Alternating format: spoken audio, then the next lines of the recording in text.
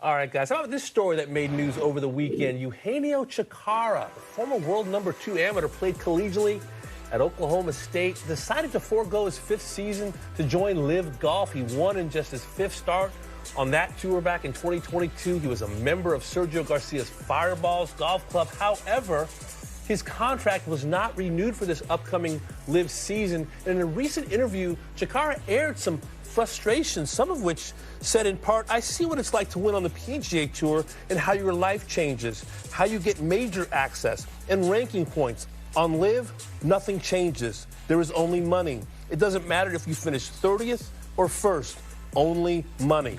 I'm not a guy who wants more money. What will change my life is playing in Hawaii and qualifying for the majors, qualifying for the Masters, the Ryder Cup. When I joined LIV, they promised OWGR and majors, but it didn't happen. I trusted them.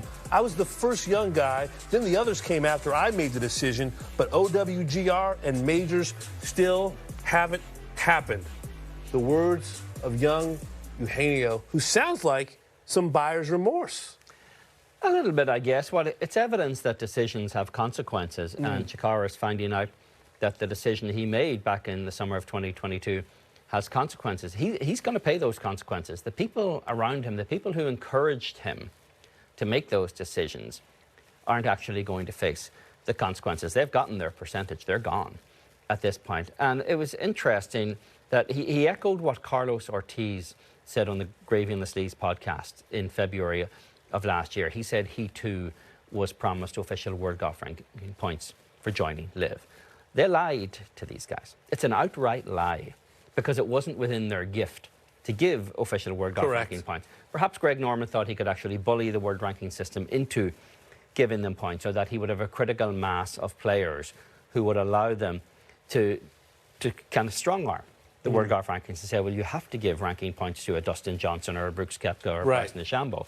But they didn't. And eventually they said, well, we're not going to comply with the criteria, so we're withdrawing the application. So they've marooned these guys out there on an island.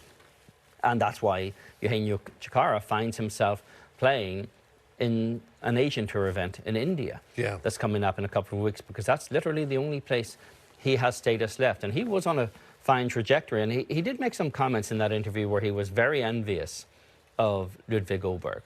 And it was just kind of ironic, because Chacarra making that jump to LIV out of college is what really forced the PGA Tour to get serious about pipelines for elite talent.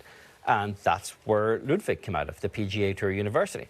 And Ludwig is now the #6 ranked player in the world. He's a PGA Tour winner. He's been runner-up at the Masters. He's been a stud in the Ryder Cup. All of the things Chacarra said that he wants, that those are his goals.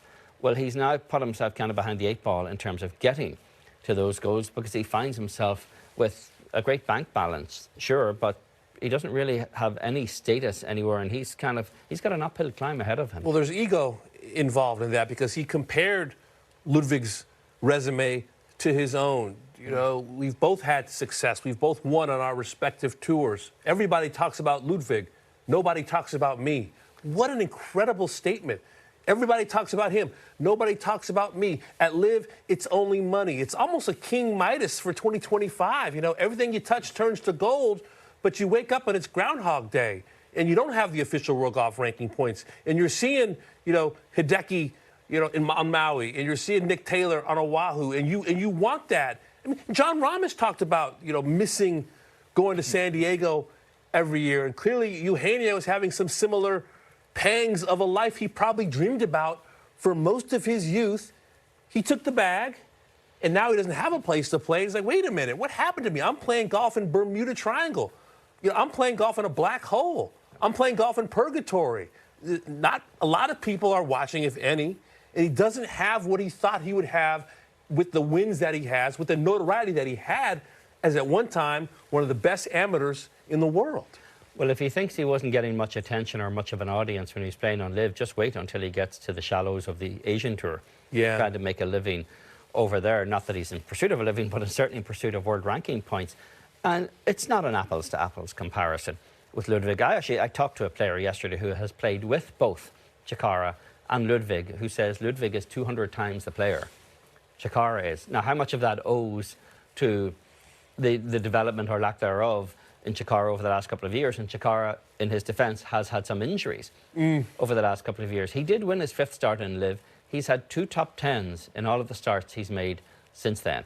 So the idea that he's comparable in any way to the Ludwig Åberg's career trajectory, it's nonsense. Go back 2.5 years, yeah. Maybe there was a comparison. He was probably the guy that you were going to look at and say, this guy's number 2 in the World Amateur Golf Rankings. He's the guy who's going to make that statement. I'm hearing Lloyd Benson's voice. Exactly. Jack Kennedy was a friend of mine. Exactly, but he made his choice. Yes. And he's now living with the consequences of that. But I appreciate that clarity. I appreciate it. But would he have ushered that clarity if Sergio Garcia's team had re-signed him? This, to me, smells like an effort to ingratiate himself with the PGA Tour in the hopes that they will be interested in having a guy flip back to the other side. And this maybe is try to usher him in. Self-preservation. Exactly. He's trying to be ushered into the PGA Tour. The problem is he's not an asset for LIV, clearly. He's not an asset for the PGA Tour because he's not a big enough name. He's finding out that he's cannon fodder.